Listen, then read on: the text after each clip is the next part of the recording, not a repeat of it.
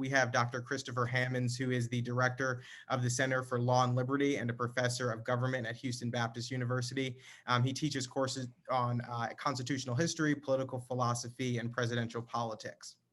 Next up, we have Dr. David Bobb, who is the president of the Bill of Rights Institute and has worked for 20 years at the intersection of civic engagement and education reform.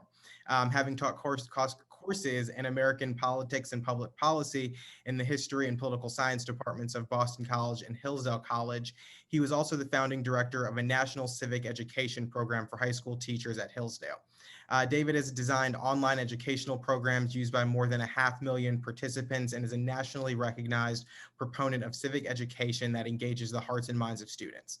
And last but not least, we have Mike Terry, who's a 20-year education veteran who began his career as a Texas certified English journalism teacher and educational technology specialist. He served as a teacher and an administrator for 13 years in private schools before transitioning to the public school sector with Teach for America, Uplift Education, and Responsive Ed. Mike is currently the superintendent of Founders Classical Academy. So we're going to have a very wide-ranging conversation today. So it's going to be exciting, and I'm happy you all can join us. But with that, I want to open it up to our panelists and allow them to tell us a little bit about their work and a little bit about their backgrounds or their organizations or anything that we missed in the opening. So whoever wants to kick it off, I saw Chris unmute himself first. If he wants to start, go right ahead. Sure. Thank you, Charles, and hello for everybody. Happy New Year, everyone. I think we're competing today with the House of Representatives on C-SPAN. So I appreciate you making time to come hear our presentation and discussion, be part of the discussion. My name is Chris Hammonds. I'm a professor of government here at Houston Baptist University and the director of the Morris Family Center for Law and Liberty. And our mission through the Morris Center is to make sure that our students at HBU, Houston Baptist University, graduate with an understanding and appreciation of our nation's founding principles. And the genesis of the center was about 10 years ago in a class I was teaching. I had a young woman whom I asked, who was her favorite founding father? And she sort of sat there and stared at her table. And so I waited, as they tell us to do, and then repeated the question. And then it dawned on me after waiting what seemed an inordinately a long amount of time that she did not know the concept of founding father. And it really sort of bothered me. And so as I began to do some research, I found that, nationally, there's a lot of empirical evidence that shows the state of civic education research is just really poor. And I'm sure this has been a problem for generations, but it seems in the last 10 years, it has really sort of degraded exponentially. And some statistics, just to sort of start our conversation today, is that nationally, these are all based on studies you can look up, and I have the citations if you want them, but nationally, only about 22% of Americans can name all three branches of government. About 25% can name none of them. The rest of us are somewhere in between. Only a third of Americans can pass the basic citizenship test we give to immigrants who want to be an American citizen. Only 1 in 5 colleges these days teaches a basic American history class. And there have been studies that show that college graduates actually perform very poorly on civics exams, though you would expect them to be the best educated members of our society. And my favorite study, and this one is about a decade old, actually demonstrates that college students' scores on civic education exams decline after 4 years of college education. So it's like whatever they go through for 4 years of college, they unlearn what they knew when they started. So pretty shocking stuff. And I've seen that anecdotally here on our campus. For years, I have brought in this sort of cardboard statue of George Washington to put at the back of the room when I give my final exam. And I tell the students that it is there to keep everybody honest. And part of the tradition has been when they leave the class for the semester, they take a picture of themselves with George Washington and post it on social media because it's good recruiting for my classes and so forth. I have had over the past few years an increasing number of students hesitate to take a picture and post it on social media with George Washington. And the reason is, I think if we ask this generation of students, what do you think of when you think of George Washington? It is not father of the country or cannot tell a lie or first in war and first in peace. It is slaveholder, right? Oppressor. That's the first concept that comes to mind. I've had a few students actually refuse to take their pictures with old George. I've asked questions in class as part of our discussion, talking about American exceptionalism.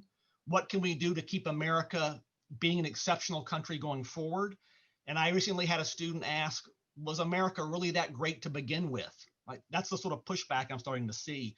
And on social media, you can go out there and Google a video of a young man, and they're talking about social justice and views that he opposes. And the moderator of this discussion asks him, well, what about the Constitution? And the young man's response is, the Constitution is irrelevant if it stands in the way of social justice. And that's the sort of language I'm hearing an increasing amount of in the past decade. And it's starting to be sort of frustrating.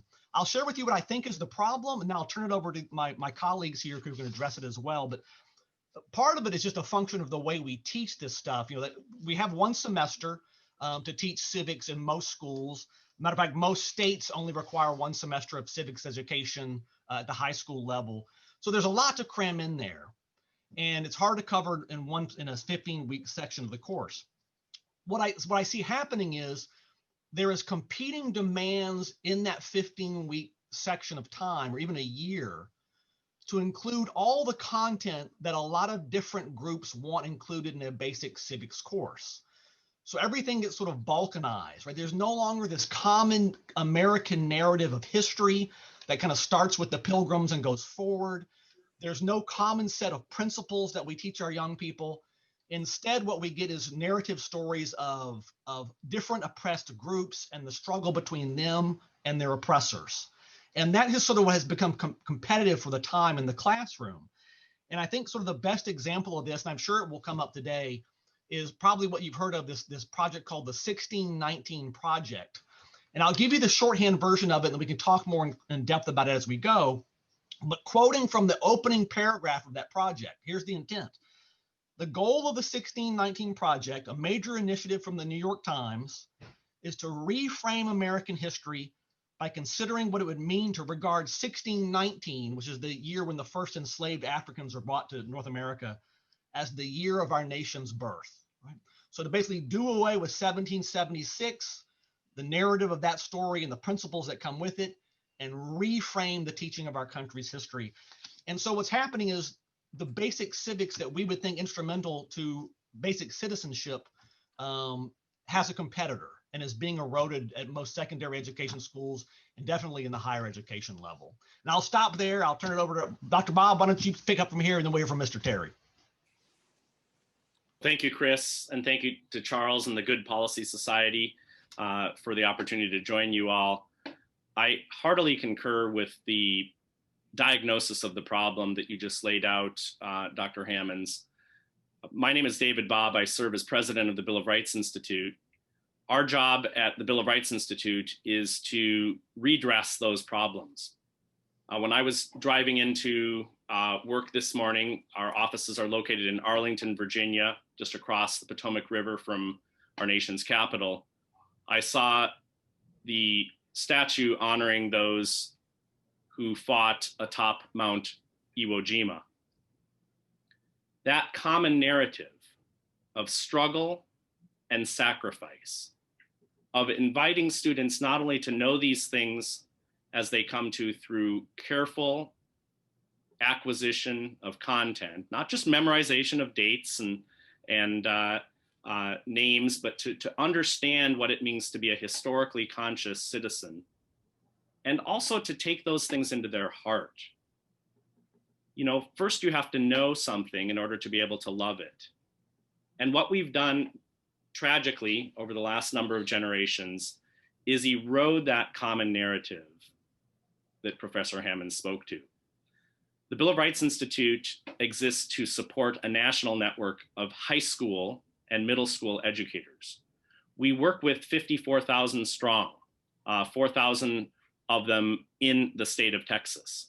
These are teachers who are doing two things with the Bill of Rights Institute. One, they download free lesson plans and materials. For instance, we just launched a comprehensive history of the United States called Life, Liberty, and the Pursuit of Happiness, a history of the American experiment. This was done in partnership with OpenStax, a provider of free online materials for college students that has saved them $1 billion. What we're doing then around those materials is running professional development programs. As many of you might know, educators need to earn a certain number of continuing education units each year.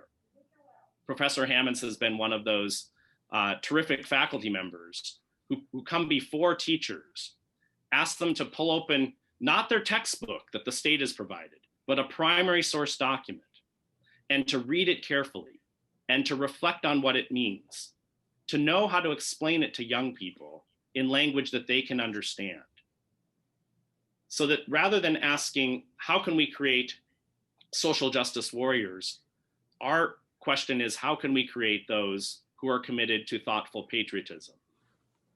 That they would recognize a multiplicity of viewpoints, that they would know that our history has not been one of perfection, nor has it even been an effort to create kind of a anything more than a more perfect union. But isn't that enterprise something extraordinary? You know, one of the people I've been focused on in my own scholarly work is Frederick Douglass. And I want to keep my remarks really brief because we want to get to your thoughts and ideas and questions. But I'd like to just offer for you this thought. I think Frederick Douglass might be one of those individuals whose work is so timely now that we would do well to rediscover him.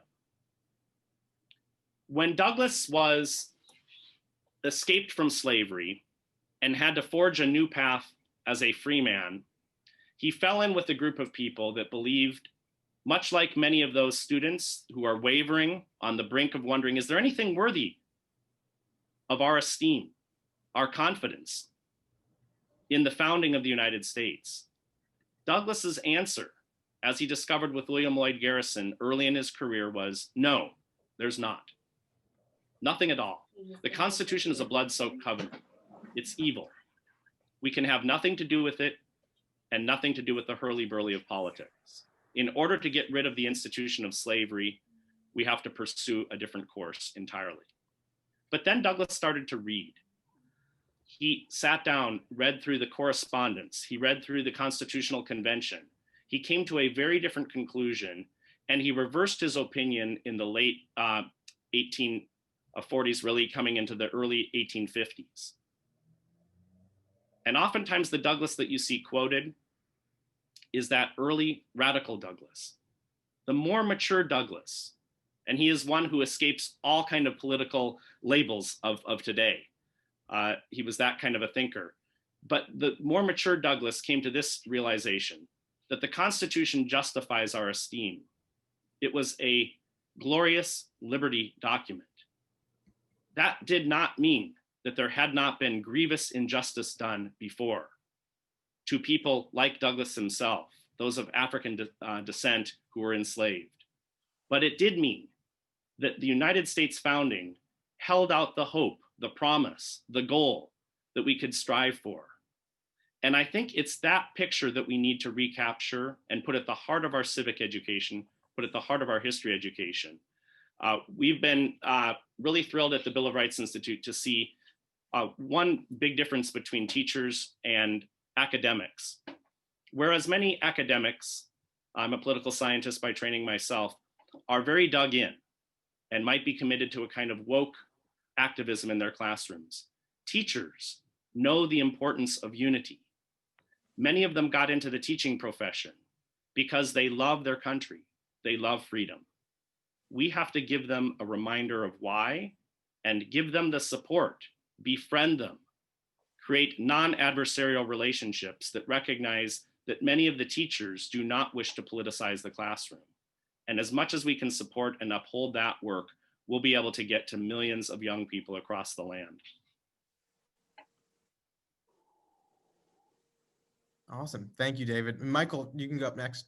Thank you. I appreciate it, Charles. I'm glad to be here with Dr. Bob and Dr. Hammond. So we've had the good fortune of working closely with both of them on various projects at our school here in Texas and Arkansas over the past few years. So I'm the superintendent of Founders Classical Academies, which is a unit of charter schools within responsive ed. And as a whole, the company is working to bring education choice to families. We're putting them in a position to decide what approach is best for their children, and which is why we have 6 or 7 different brands, different approaches, different models for education. Mine in particular is has a classical emphasis, which means that we're focused on developing knowledgeable, virtuous, and responsible adults. And our program is rooted in the intellectual, philosophical, and moral tradition of Western civilization. And I think that's important, largely because the idea of the free society, the free person emerges from that tradition. And as we're trying to prepare our students, to live flourishing lives, we believe that understanding of first of who they are and of what their I think opportunities are in the world means that we need them to understand principles of liberty. And in the case of our schools, and this is not true for every classical school, while I'm interested in our students, and I have just over 7,000 students in Texas and almost another 1,000 in Arkansas, I want them to be able to generalize this notion that that the human soul, the human condition is desirous of freedom, and that there are certain principles involved in that. But we are here in America, and it's American history, American civics is worthy of study because it's the light that shines the brightest, in my view, to the end of liberty. It lights the way, and I think more in our history through our founding fathers and the ensuing experience they had in developing and growing this country, provide us with the greatest example. I think it's a very much a reflection of what Dr. Bob just expressed in Frederick Douglass's view of the role of the Constitution. So we have our students kindergarten through 12th grade. We rely on E.D. Hirsch's core knowledge program as a starting point for how we're going to take an integrated approach, building cultural literacy, but taking an integrated approach to educating our students over that time. But we're very much dedicated to American civics and history in general. In fact, it forms the backbone of what we do. We cycle through it 3 times between from world history to modern history, between kindergarten and 12th grade. And the idea there is that they're getting an introduction to the world in which they live. They're learning a little bit more about it in middle school. And by the time they get to high school, they're grappling with the deeper issues. What are founding principles? What were our founding fathers trying to express in both the Declaration of Independence and in our Constitution, and reading Federalist papers and the thoughts of the anti-federalists who both worried about centralization and appreciated the separation of powers. Those are deep and meaningful conversations that we're having, and hopefully then they go off to college and they won't, as Dr. Hammond suggested, forget everything that they learned in 4 years. Hopefully they see the connection between what was accomplished in the founding of America and this idea that people long to be free, and there's a set of principles, again, starting with the freedom of conscience, that will guide them in that way. So I think we're a balm, a salve to a lot of our problems. We're a drop in the bucket compared to the thousands, tens of thousands of teachers that Dr. Bob works with, but we're doing our part, at least in Texas, to make sure that we're graduating hundreds and eventually thousands of students who understand the founding principles of this country. Awesome. Thank you. I'm kind of glad we went in the order that we did because, after Dr. Hammond spoke, I was sufficiently depressed about the state of civics education. And so as the rest of you spoke, it kind of went up a little bit. So I'm hopeful. But I guess my question is how we got to this point. How did we get to a point where, to rattle off some of the statistics that Dr. Hammond spoke, 25% can't name one branch of government, 1/3 can't pass the basic citizenship test. How did we get to that point? And was it intentional? Because, I look at the Texas State Board of Education, for instance, and when they argue over textbooks and they try to discuss what's going to be in textbooks, it's not so much of the content that they're arguing about. They're arguing about the way that it's going to be viewed and what they're going to say and trying to influence it from one perspective or another. So I'm curious, in all of your opinions, how we got to this point, and was it directly intentional or was it a byproduct of something else? Yeah, thank you, Charles. I'll speak if I can. I want to correct you. It's not 1/3 who can. It's only one, it's not 2/3 who can pass the citizenship test. It's only 1/3 that can pass. So I say that to depress you further, to add to your depression, right? I used to think in terms of the state of civic education. I used to believe it was largely just a function of timing and neglect. That there's simply not time in the school year to cover all this material. It's just being sort of overlooked due to time constraints. I'm increasingly concerned that it is actually an intentional effort to undermine the teaching of what we would call traditional American civics. And I'll tell you, in higher education, and we have a great panel because we have people that teach all the way are responsible for education all the way from kindergarten up through higher ed. I would say if there's any salvation in the future, it's going to be at the elementary school, high school level. Higher education is a wasteland on this stuff. And at HBU, we are probably one of a handful, and I say literally about 5 colleges in America that has a mission like this. Most colleges, students don't even need to take a basic American history class to graduate anymore. You can take classes that are kind of balkanized into things like women's history or gender studies or Hispanic studies, so you don't get a common American core class.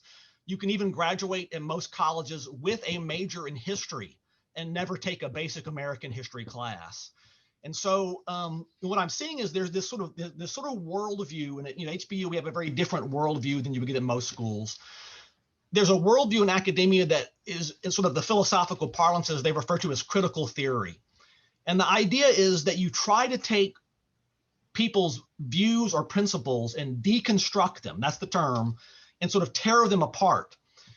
And so in the American case, in Western civilization, if we believe in things like the principles we teach here as part of the American story, natural law, popular sovereignty, limited government, the rule of law, you take those principles and what you do is you start to tear them apart, right, to see if they're sort of really true or not.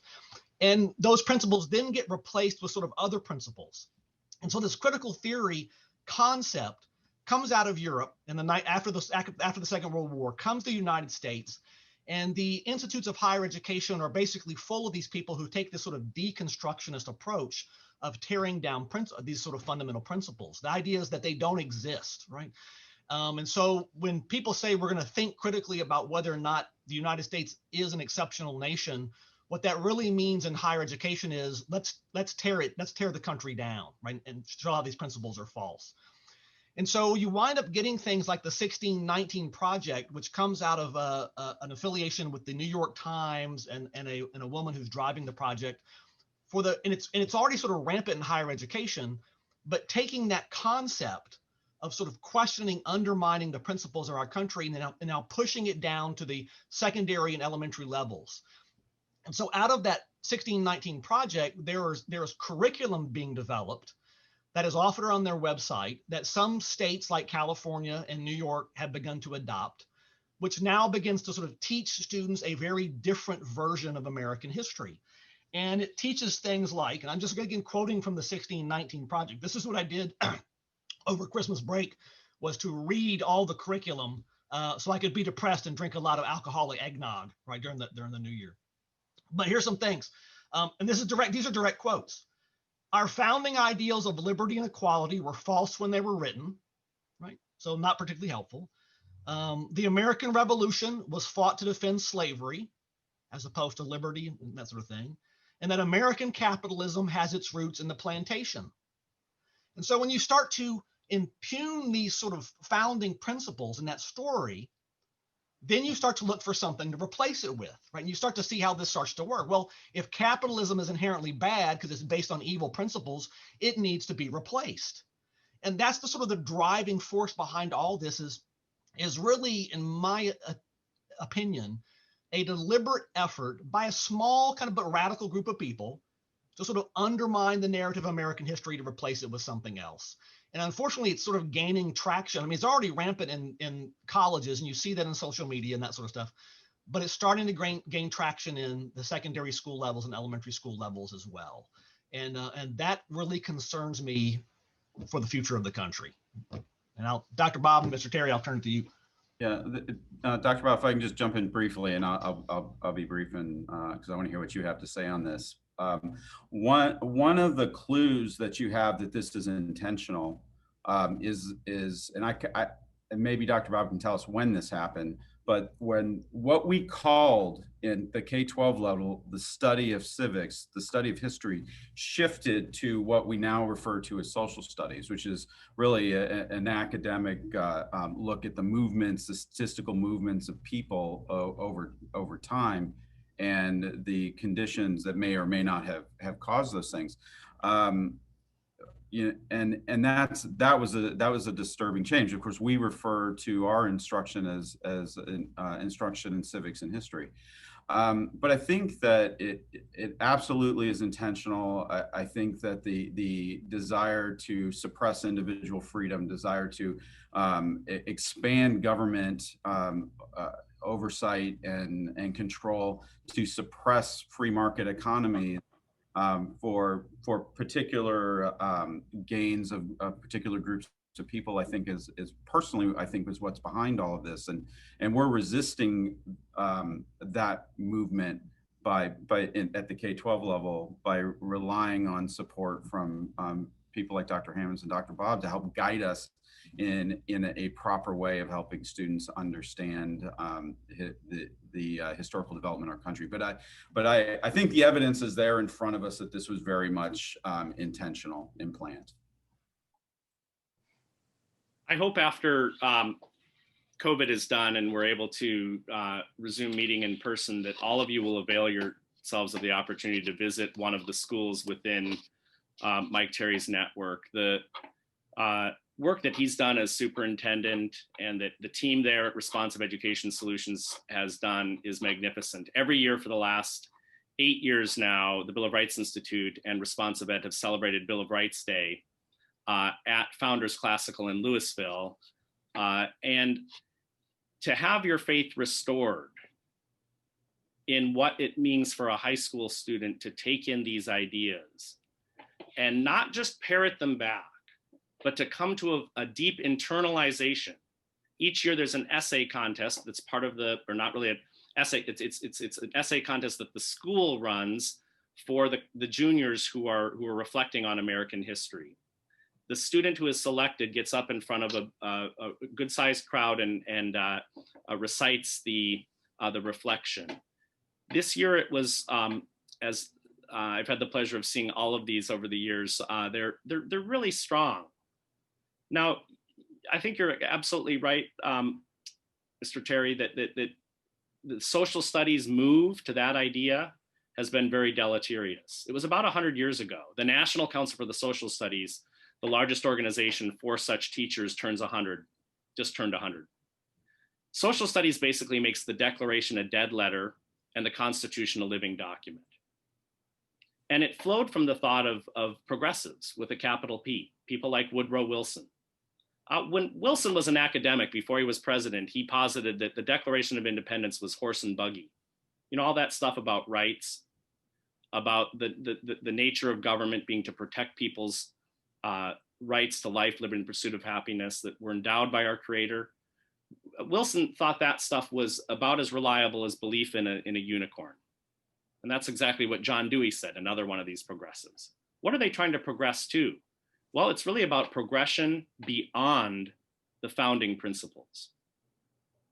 And so the problem is that we have a lot of confusion. Every year, for those of you who are Texans, you spend the state spends on your taxpayer behalf $400 million in procuring hard copy textbooks and sending them forth. And mostly what they talk about is how the Declaration, you know, kind of was rested on this idea of natural rights, and not many people believe that anymore. And then they'll talk about the Constitution, and it always has that qualifier, that adjective, living Constitution. And the problem here is that while this is intentional, I agree with that, it's open, and they've made this criticism. And it's working because kids see, well, why would I want to pay any attention to that? All that old stuff. And yet somebody like Frederick Douglass says, the old stuff is electric, not because it's old, but because it gives us the opportunity to live as we can today in freedom. We have to retrace that arc. You know, one of the linchpins of this is the criticism of free enterprise. Usually textbooks have a terrible section on the American founding, and about the time that they start treating what they call the Gilded Age, they suppose that our country went to hell in a handbasket when all of the free market capitalists gained the upper hand. And they have to be rescued by the progressives. And that's a false narrative. What we do at the Bill of Rights Institute is try to speak to things with a point counterpoint, because we really do believe that students should be debating whether it's Christopher Columbus or the nature of slavery at the American founding or the nature of the Gilded Age. Say, take an opinion, reasoned and concise, and then have a countervailing opinion. Maybe there's a third source. Let the high school students grapple with that. Really try to understand it. That's critical thinking, but you have to have something about which you're thinking. You have to have source documents, and you need to have teachers that are comfortable with that. We found that most teachers do not want to be ideological activists in the classroom. That's not just in the state of Texas, it's everywhere. They don't want to have their political opinions front and center. And by the way, they don't want to have $800 of their hard-earned dollars go out via teacher union dues to one political party. So what we do is we go directly to the teachers, we bypass the bureaucracies, because the bureaucracies that are doling out the textbooks, what they don't realize is that high school educators set them aside, let them gather dust even before COVID, and choose their own YouTube videos, curriculum from organizations like the Bill of Rights Institute, and cobble together their own curation. In other words, teachers are entrepreneurial. We have to be in there competing. One final note, I'm glad that we've talked about the 1619 project some. I also read the entirety of the curriculum, and I'll tell you what struck me. There's a point at which the curriculum says you should take a document and take out a black marker and start erasing the lines in it that you don't like. What would be revealed in what's called erasure poetry is your kind of feelings about it. And one of the documents they suggest that you should do erasure poetry on is the Declaration. Deconstruct the Declaration. Why is that bad? Well, the students haven't even had a chance to read it, to get to know it, to come to know whether or not they should reject its precepts. First, we have to do that. And then I would suggest to you that erasure poetry is not the right pedagogy. There's ways to investigate, to have deep inquiry, to have that kind of Socratic examination. That's the sort of thing that we teach teachers how to do in their toolkit. But what we have to do is recognize that civics is about knowledge, and it's also about the disposition. It's about an orientation, and ultimately it has to be about love of these things that so many of you hold dear. How do young people come to love and appreciate them? And Charles, let me add one thing, Charles, and I know you want to get to questions, but I can't stress how important it is, that idea of having reliable curriculum. My experience with dealing with high school teachers, with the exception of the folks at Founders Classical who are just great, is that they're very young, they're very experienced. I know in the state of Texas, the average tenure for teachers now is 3 to 5 years because they burn out on the bureaucracy and they drop. So I'm seeing an increasing number of very young teachers who don't have a lot of education behind them just because of their youth. And if they majored in pedagogy and that sort of thing, they often lack the substantive content as well. So they rely on the curriculum from the textbook producers, which is often vetted and written by the same academics who are teaching all this critical theory stuff, which is why you always get the living constitution line. And my pet peeve is when they get to the point about ideologies, they always define liberals as people who are for progress, which sounds great, and conservatives are people who oppose change. So who wouldn't want to be a liberal? I mean, who's inherently against things getting better? And so I think that drives the sort of student orientation because the textbooks are slanted as well. And I was part of the Texas Public Policy Foundation textbook review. Texas and California drive the market, right? The other 48 states get to choose whatever whatever public school textbooks Texas and California chooses because the publishers only want to print for those two major states. We did a great review years ago. I made the front of an NBC publication, and my picture was on there with a book, and it says Dr. Chris Hammonds of Houston Baptist University censors textbooks before the state State Board of Education. And I was just adding my opinion on these things, but that's the sort of the fight that we're up against. So having reliable curriculum, teachers who understand what we're doing is really, really important, and can be very frustrating when students come with a lot of bad information. Right? Charles, back to you. Yeah, so my next question was going to kind of be about the teachers, and I'm curious if you guys have seen across the country or in any specific states, solid efforts to kind of not recruit teachers, but get to those teachers and get to what they're doing, because I'm sure people do work with state boards of education and local boards of education, but that's like a more political process. So I'm curious if you guys have seen educational efforts directed towards teachers, but also directed towards parents who take issue with what their kids are learning in school, and kind of maybe a place that they would go for resources or go for assistance. I mean, I'm assuming Bill of Rights and Students, a place like that, but what have you been seeing kind of on the parent and on the teacher side? I'll jump in and say that there's a lot of good effort. There's a lot of good work that's being done. Teachers and parents sometimes are talking past each other. I'm sure for those of you that have seen frustration in the midst of COVID in your own homes or with grandchildren, know that building a network of trust between parents and teachers is awfully important. I'll give you a really quick example. We want teachers to be able to talk about controversial things, but to do so with an eye to upholding real inquiry, critical thinking, viewpoint diversity. A lot of times they're told by their building principal or superintendent, don't go there, it's too controversial. Well, we need parents to uphold that by saying, we do want you to, in a responsible way, present different viewpoints, source documents, and use strong curricula. Here's the really solid thing that's happening. Teachers get those textbooks, they set them aside, they're open now to suggestions from parents.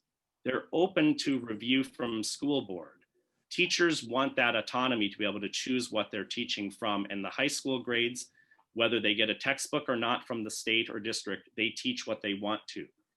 That can be for good or ill, but I'm just saying that right now, for those of you who want to be involved, there are avenues. We work with 1/4 of the nation's school teachers in the secondary ranks in our subject area of civics and American history. And we have a goal to reach 100,000 educators by the time the United States turns 250 in the year 2026. So I can address a little bit the issue of recruiting teachers, and it's something that I'm involved in every year. Hiring anywhere from 150 to 300 teachers each year. And many of those slots are brand new slots that we've created, where we've opened schools in different parts of the state. And this coming year, we'll be opening schools in Prosper, in Sherman, and in Conroe. And of course, I love opening these schools in smaller communities that really all they have is traditional public school education. So I'm in a unique position being part of the charter school movement, and I think this is something that we have to keep fighting for in Texas, and that is that I don't have to hire certified teachers. So Dr. Hammonds mentioned that when you're hiring people with pedagogical training, they're coming to you with technique. They're coming to you with methodologies for managing a group of children.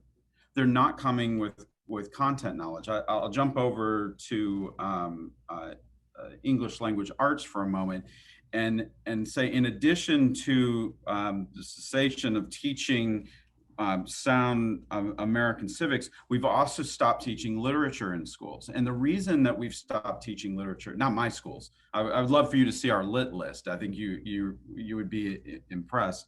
But the reason that schools stopped teaching novels, important novels like To Kill a Mockingbird, was not necessarily because of the racial content in it. It's because these teachers with the pedagogical training had no content knowledge. They'd never read the books themselves. They didn't know what to do with it. And they were going to their school administrators and saying, we need something else. We need help. We can't teach this stuff you've asked us to teach. Well, in Texas charter schools, we have the ability to go out and hire people who are not certified. Dr. Bob, I don't know that if you're a certified teacher, but if you're not in Texas, you couldn't teach in a public high school, which is crazy, and probably Dr. Hammond's as well, to highly qualified people to teach American civics who would never have access to a public high school. We don't have that restriction. Now, I will say, for those of you who are thinking about policy, the state and those who oppose charter schools are seeking sly ways of preventing us from hiring uncertified people. But that aside, when I go out to find a teacher, I'll go to HBU, we go to Baylor, even the major state universities. We've got great people from UT and others. I want people with content knowledge. I want people coming out of the honors programs who have read broadly and thought deeply and understand the human condition and have had these important conversations. I'll train them to teach. But I don't think they need to spend 4 years focused on pedagogy. I want them focused on these important ideas and that, so when they come in, they're able to tell the stories from our history and be able to answer the students' questions and lead them down these paths of probing questions and deep intellectual thought. And then that way, when they get to college, they're more prepared to handle what they'll experience there. And so I do want to open it up for question and answers. We have about 15 minutes. So I have more questions if there aren't any, but I do want to give the audience an opportunity to throw out some questions if we have any. I believe everyone's able to unmute themselves. So Annie, could you just nod yes or no if they're able to unmute themselves? Yes, they are. Okay. So any questions from anybody? I have one, Charles, David Grimes. It seems like we're trying to do a lot of reparation work because of the talent and the education the teachers have getting to the classroom. And you're trying to, and I think that's just a recurring problem we're going to have until you fix the certification process and requirements for, you have to have this amount of civics training as a teacher to get your certificate to teach in school. Number one, I don't know how tough it's going to be to attack it from that level, where in order to get the certificate, you have to have this training, which will force the universities, I guess, to have that type of curriculum in place to train it. It's such an uphill battle. In charter schools, clearly it's a game changer, but the public schools that are never going to go away, how do you get it pushed down from the top other than the textbooks and their actual curriculum? Yeah, thanks, David. I think what's interesting is, Texas sort of leads the way in terms of our use of charter schools. Founders Class School is a great example. In states with very strong teachers unions like New York and California, I think one of the reasons that the 1619 curriculum has taken hold is because the charter school options are just not there. The teachers unions shut them down. And what winds up happening is you get all these sort of certified teachers that come in with training and no content knowledge. They rely on the materials like this state adopted 1619 stuff in California, and that becomes the civics lesson. My fear in relying on state legislatures is that they may check the box that we teach civics, but it doesn't look like the civics you and I would want taught, right? And that 1619 project in California is being billed as their semester-long civics program. That's what they're saying. And there are three elements of that I just want to sort of emphasize. One is that are contrary to what we teach at HBU. But one is that our rights come from government, not from God, right? That's one of the 1619 project elements. That capitalism isn't based on free exchange of goods and service, that capitalism is exploitation. That is central to the 1619 project. And that America is a country not based on liberty and freedom, but on oppression, and in particular race oppression. And that those three tenets inform that 1619 curriculum, which they are considering civics. So there's this sort of clever game where they say, yes, we teach civics. It's just not the civics you and I would like taught. And I'm not sure how you address that problem without educating state legislators and explaining to them the importance of these principles. But that's what's at stake. A lot of, for lack of a better word, sort of left-leaning state legislators, they're buying into this stuff and they see it as important. And that is a very, very difficult battle to fight. And sometimes I get frustrated. Mr. Terry and Dr. Bob are much more optimistic than I am. Tend to get frustrated. They lift me up. I'd like to follow up on a question that David Grimes just had. This is Dick Weekly. And my question is, number one, since Texas and California kind of lead the way, number one, are the Texas textbooks good in terms of civics and history, or are they bad? Or are they on a scale of 1 to 10? Would you rate them a 1 bad, a 10 excellent, or a 7, 8, or 9? Number two is how would we go about fixing that so we have 10 on a scale of 1 to 10, so the textbooks teach the appropriate document the appropriate material in our textbooks in Texas. I'll jump in there, and thank you for both of your questions. Mr. Weekly, I think, while I haven't reviewed every textbook, I read most of them. The Texas list, again, is suggested, but teachers do have the ability to choose from materials like the Bill of Rights Institute. So that's the good news, that there is a list, and the state spends a lot of money, but we're starting to see more opportunity for what are called open education resources, OER for short. The project that the Bill of Rights Institute has with Open Stacks out of Rice University is one such example. So teachers can choose BRI textbooks now. What they need to hear from are parents and their fellow educators who are choosing them in droves. We're seeing strong growth in the adoption and use. Overall, the textbooks are pablum. They're kind of like Howard Zinn or 1619 Project Light. They are concatenations of everything, so they throw in everything and the students are left bewildered. They're marked by the kind of thing that Chris Hammonds just pointed to. So they are poor, can't give more than a 4 or a 5. In many cases, it's 2 or 3. However, we have more of an open marketplace than you might think at first glance in this way. That though there is still that high committee of people that chooses those textbooks that are on that list, teachers don't pay heed to it. That's the kind of open secret now. And what we have to do, I think, is continue to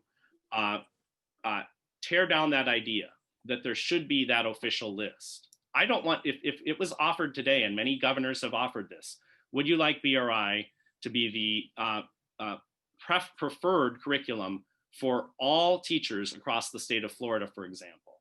And my answer was no, there shouldn't be such a list, because just as soon as you do that, this turns into a never-ending political football. I do believe that education should be a local matter. Most Americans are with that still, 70, 80%. Now there's some danger in that, right? But we're not going to get the wins that we want by mandating it at the state level, but rather looking at it as a groundswell contest where we're scrappier, where we're able to outmaneuver and be better entrepreneurs when it comes to providing the resources that teachers want and demand. But if, just to follow up on that, if I could, so if in fact you want as many at a 10 as possible, and let's say if yours are a 10 in open source, but they use by 10%, you still got 90% that are 2s and 3s and 4s and 5s. So we need to go and make those 2s and 3s and 4s and 5s. We need to make those 9s and 10s. So those who do adopt the Texas textbooks actually have something that is worthwhile to teach. So how exactly would we go about making that happen? With all due respect, I would suggest that you are not going to change Pearson or Houghton Mifflin, and that efforts. Who's that? Who's that? They're the major publishers. There's a triopoly. They have a cartel, and they agree with the big school districts and the state contracts, and that's how they're foisted on the rest of the country. However, that dynamic is changing, such that what I think you can do is actually get Texas out of the state, get Texas out of the business of having a select list from which you can choose. Let the teachers and schools choose as they would.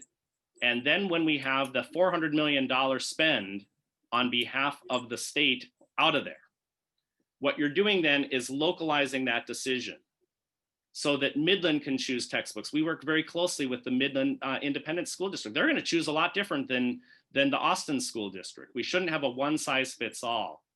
And you know, we think that we can compete. We monitor the traffic of our competitors. And while I agree that the 1619 curriculum presents a real danger, their usage rate is not high. That's not to suggest that the danger is not there. But what you measure is terms of time and the time that people spend on your resources. So those textbooks are produced now. They cost a lot of money. They're distributed, but they sit on the shelf.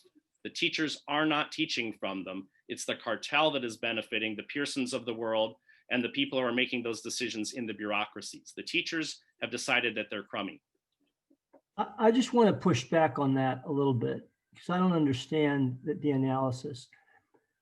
If the teachers coming out of schools are not getting any content lesson or getting bad content lesson, and those teachers are being promoted to being assistant principals and principals and administrators, then the people who are going to be making the decision to choose or not choose textbooks are those people with that content education. I mean, since all of us have been at university, this movement to factionalize history and get rid of the kinds of civics that we were all taught, that's been going on for 20 or 30 years. And so the educational bureaucracy is completely peopled with those kind of people. And so the notion that suddenly they're going to make the right choices because we banish textbooks seems to me a bizarre conclusion. And I just want to understand why we think that it won't lead to standardized materials being adopted that are exactly the opposite of the kind we would want to have adopted. Even when you have a principal of a school building, say, and this happens occasionally, but we want to all be teaching from the same textbook, and we're going to try to enforce that. What I'm suggesting to you is, after 20 years of working and seeing how it actually happens in district schools across the country, the teachers make those decisions about what they want to bring into the classroom.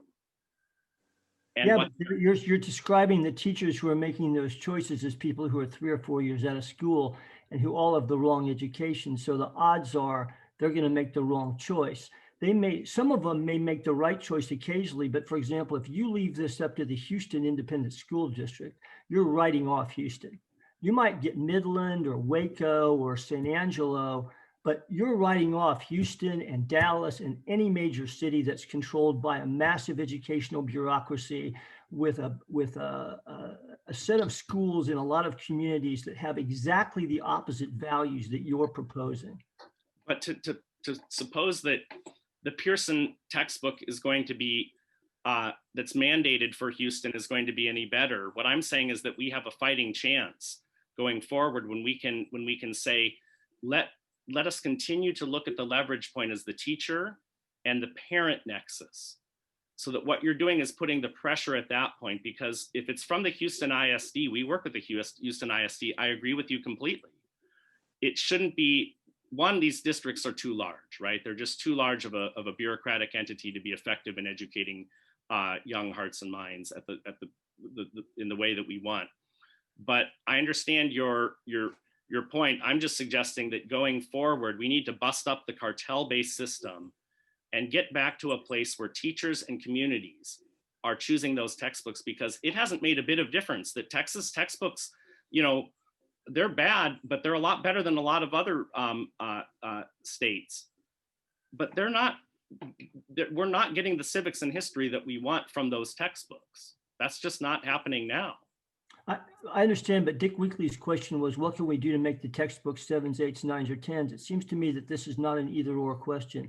You can have good textbooks, and then you can also persuade the teachers to use the kind of materials the Bill of Rights Institute or others are proposing. But to simply say we should abandon textbooks and go all the way to try to persuasion of teachers, it doesn't seem to me we're at a place where that's a practical alternative. Yeah, and I will say that I agree with that. I would encourage you, if you're curious to see what's mandated in schools through the Texas state standards, is look at the 7th grade social studies and Texas history TEAC standards, and especially category 3. The legislators who in the past who've been involved in writing this and setting out the expectations for the TEA to implement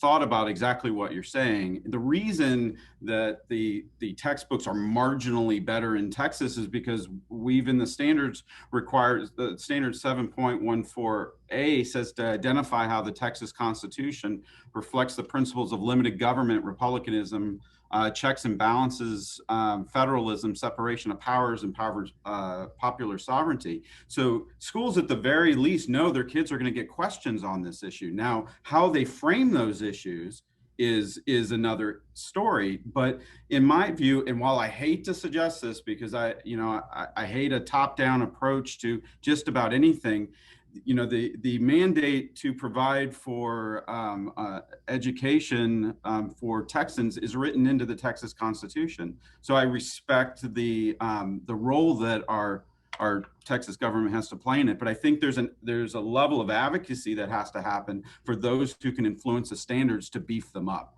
They're great when you compare them to other states. It's a small block, though. Those sorts of standards have to be found across the entire history standards in every grade level. Who could produce those standards? Who could produce those standards? Let's say we decided today, it is now, what time is it? It is now almost 1 o'clock. Let's say today, we'd like to get those standards and then lobby the Texas legislature that those become the new standards. If that's what needs to be done, if that in fact needs to be done, who's going to do it? What's it cost? And let's talk about that. I mean, rather than talking about the status quo. I mean, the TEACs are strong. They're not lacking. The textbooks don't really adhere to those well, and so that's our problem. Like in Florida and Texas, the standards are quite strong. We regularly review state and weigh in on that. So we need to fire the 3 textbook manufacturers. Is that it? I mean, how do we accomplish? Yes. We need, since we're lay people and you guys are experts in the field, Yep. if the standards are good, there's some breakdown. Where is the breakdown? There was a comment in the comment section, I think that, and you guys can comment to this. Colleen Dipple said, we're gonna have to wrap up shortly after this to let everybody go, but she said, if you ask kids hate textbooks and most of them don't use them. They use the teacher provided materials, Google and other source materials. And so would that be a way, it's kind of, as you were saying before, influencing the teachers is the way to get to the core of the problem? Yeah, and I think too, part of it is, again, I'm not a big fan of STAR testing, but beefing up the questions that appear on that test, that they need to better reflect the standards, and requiring students to have a deeper knowledge when they go into the test, so that they can pass it. That's part of the solution. Okay. Clearly, we need to have this panel come right back again. I'm afraid we're out of time. Please mark your calendars for the second Wednesday of every month. I don't remember exactly what our panel is next month, but we'll be getting that to you in email. Make sure you sign up for our email at goodpolicysociety.com, I think. Did I get that right, Charles? .wildapricot.org. But you got Okay. And then one more thing. We really need to harness every movement to get something done like this needs we're not supposed to be asking for movements or money or anything here, but okay, Dick. Also needs an activist base, and we've got one. I just don't know how to harness it. And that is that all COVID is for so many women into homeschooling. And there's a huge uproar about curriculum from math, English to civics and history. So I don't know, to be continued. Thank you, everybody.